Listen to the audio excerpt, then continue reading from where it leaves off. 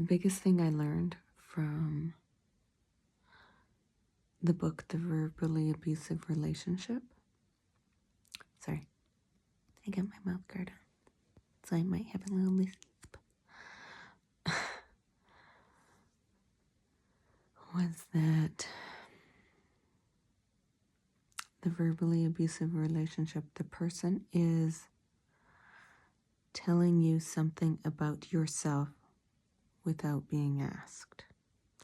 So it's like they are looking inside of you and telling what you are, and it's negative. So in my case, it was, it's like it was opening me up, sifting me around, find all the negative and what things that he used to tell me I was repeatedly and repeatedly and repeatedly. Was that I was a bad friend, that I was using him for his car, for driving him places. I was using him for money. I was using him for the sexual stuff that happened. I was using him for, what else? I don't know. What else? Whatever it was. So yeah, telling me I was using him, that was a big one of his. And then he would tell me that I was a bad friend, like all the time. And in front of people. He would tell his friends in front of people that I was a bad friend. He would tell his friends that I was a bad friend even when I wasn't around. And then they would approach me. And he told me that something was wrong with my thinking. He would repeatedly tell me that my thinking was wrong, my thinking was not abnormal. And the last, is there a last? He also would manipulate me and manipulate my life situation. So I wanted to get an apartment to get out of the house that I lived in them with, him and his family. And he wouldn't let his wife, it's so stupid when I look back on it. He wouldn't let his wife stay in the car or come up to the apartment.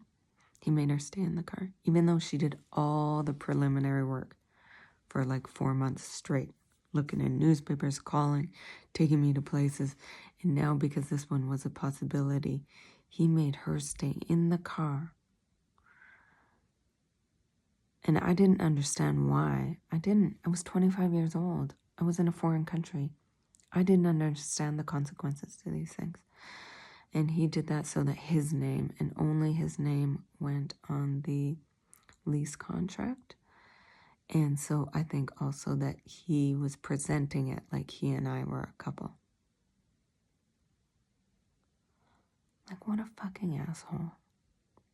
What a fucking asshole. You fucking do that to somebody who's 25 years old and a foreigner and does not speak the language in the country. You know damn well how that's going to come across. And why. And why you're keeping your wife in the fucking car.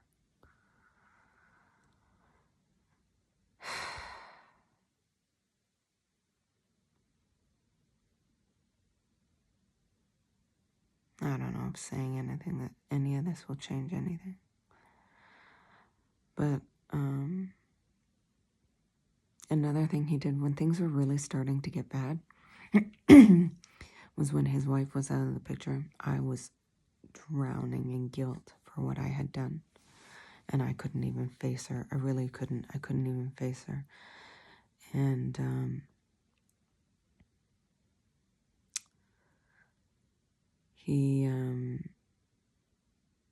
I was thinking about leaving. I was getting more and more depressed. And I thought it was just because the country is difficult, which the country is difficult, come on. But it was even more so his behavior. And God, why did I talk to him about it? It's like talking to the devil about your plans to save yourself. And I told him, I thought, oh, I could just leave in the middle of the night. Like, I can't.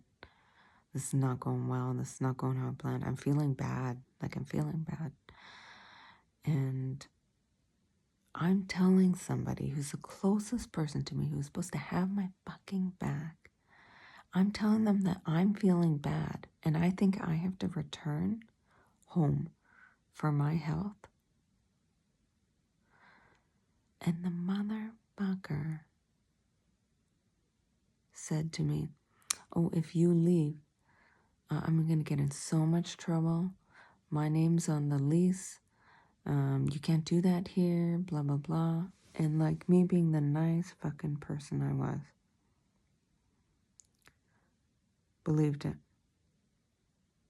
And he was absolutely manipulating me and taking advantage of somebody who is not good at not taking care of other people. Like people, kind of people pleasing, taking care of them ahead of me. He absolutely took advantage of that quality of mine.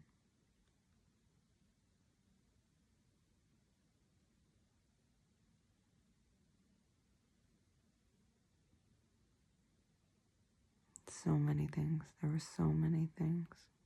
Actually, it wasn't even that many things, but there were so many micro things.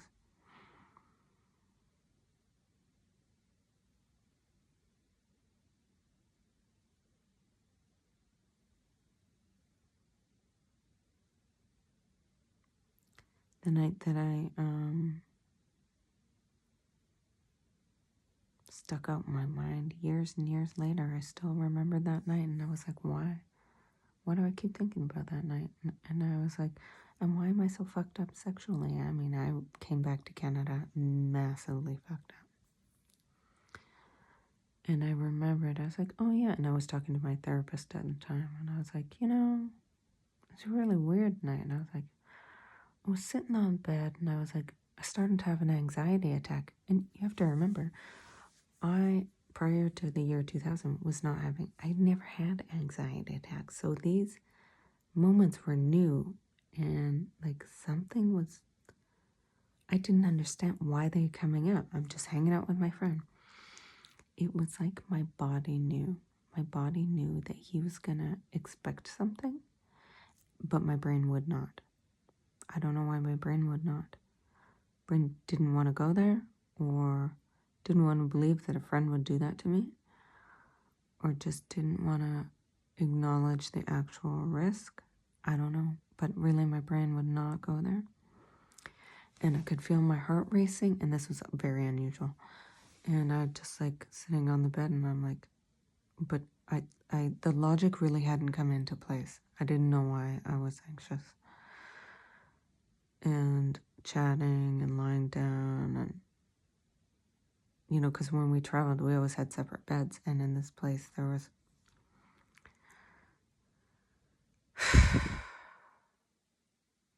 I don't even know where I slept that night.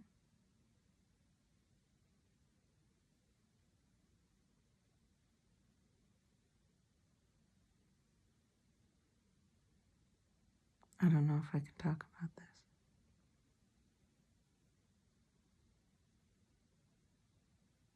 I've got this belief in my head that I'm like making up it wasn't abuse. But I get fucking emotional every time I talk about it. But I'm going to talk about it. So I lied down on the bed, and so did he. And we were just chatting like we had for a year. And, okay, he had several very large, very terrifying rage outbursts before this, in the months before this. And they really left me terrified, like really very emotionally wounded, very scarred. And when he said to me in the bed, oh, how about I What a fucking asshole. And would I do something for old time's sake? For old time's sake. What a fucking asshole. Who says that for old time's sake? Not, oh, because I like you. No, I couldn't be honest about it, right? Old time's sake. I told him it was like 100% a regret for me. And now he's saying for old time's sake. And I remember like lying there and being like,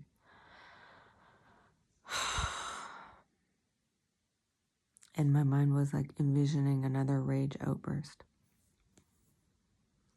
And I really believe that I would not have been able to handle another one. I was so close to just, close. I think something already cracked in my mind, but even more so. And I could not handle those. I could not handle those.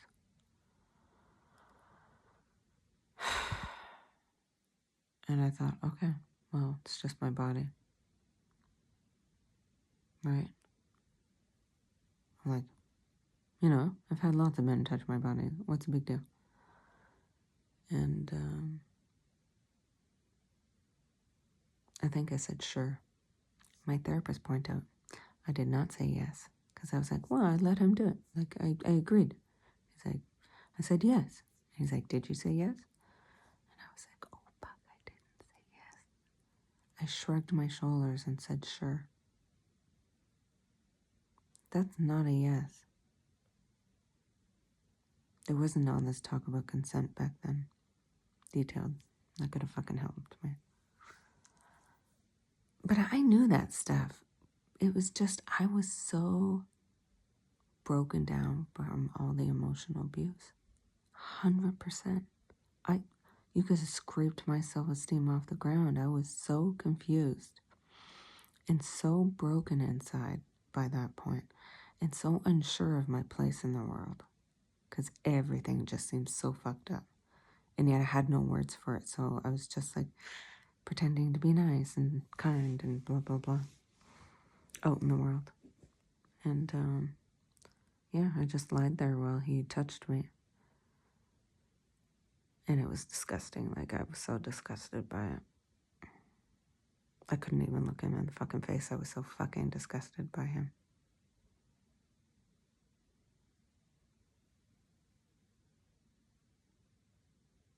And then I think he realized I wasn't into it and I wasn't going to be into it.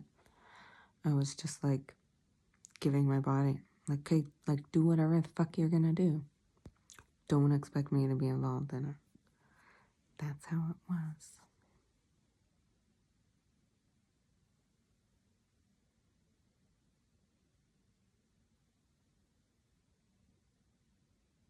I didn't think there would be such a huge consequence to that decision.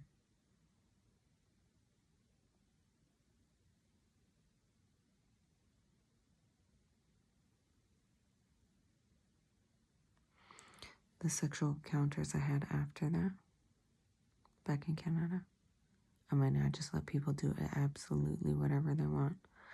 And I was just shut down. So shut down.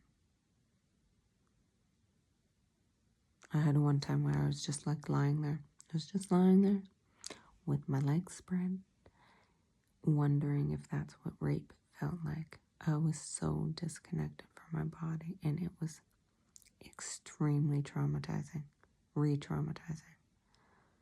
And that's because of what happened with Riga. And I've done that for years. I freeze. I can't get out of it. I'm using alcohol to cope, and then it wears off, and then I just don't know how to get out. I scrape my way out of that place. I can barely talk by the time I get out because I'm so overwhelmed with depression. And people don't see it. They don't seem to see it. I don't know. It's very confusing to me how you could not see that.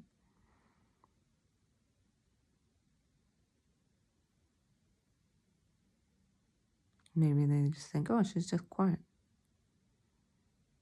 Because I was doing it, you know what I mean? But I was so not present. I couldn't even tell you. And then I would just never contact them again. I couldn't tell you some of these people's names. Like, it was almost a hypersexuality from only when I drank, though. Oh, it's so fucked up. Anyways, this all started really from that night with Riga. And, he just stopped. He stopped. I mean, the body reacts when it's stimulated, and I fucking hated my body in that moment. I just remember being like, oh, fuck. He's gonna take that as a green light. Anyway.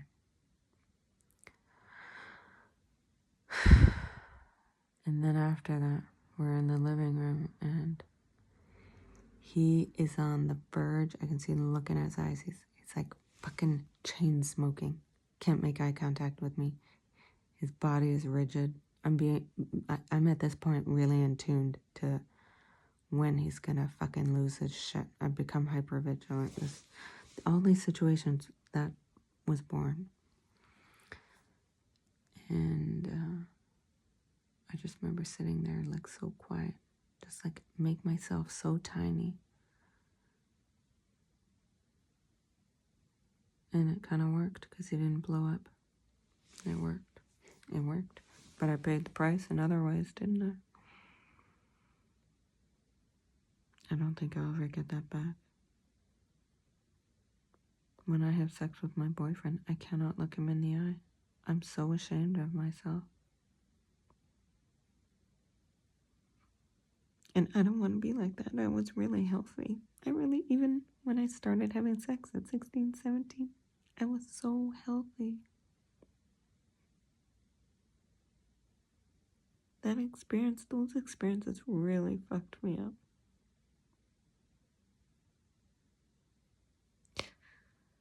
Never got an apology. Never got an apology from his friends. Like, nobody took my side.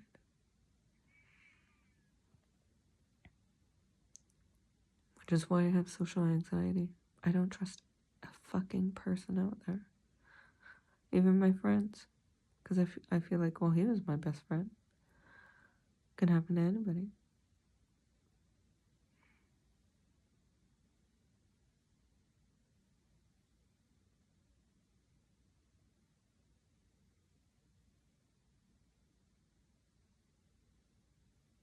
Anyway, I had a really, really fucking bad night. And I was having very dark thoughts, if you know what I mean. So bad. I've taken a sleeping pill right now because I just could not calm down. And I talked to a friend and cried my eyes out for like an hour. And I feel a lot better. But my social anxiety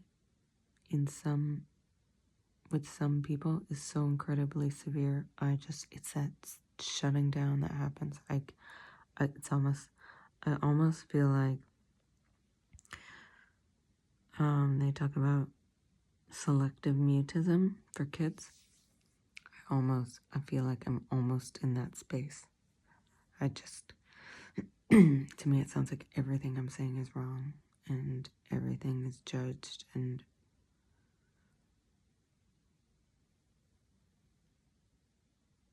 I can't stop it. I cannot stop it. I try every kind of thought in the world and I can't fucking stop it. I have to go to bed. It's super fucking late and I'm on vacation. I'm supposed to be awake somewhat early, and I fucked up myself and I had to take drugs because I was losing my fucking shit and wanted to whatever, do bad things. Okay, good night everyone.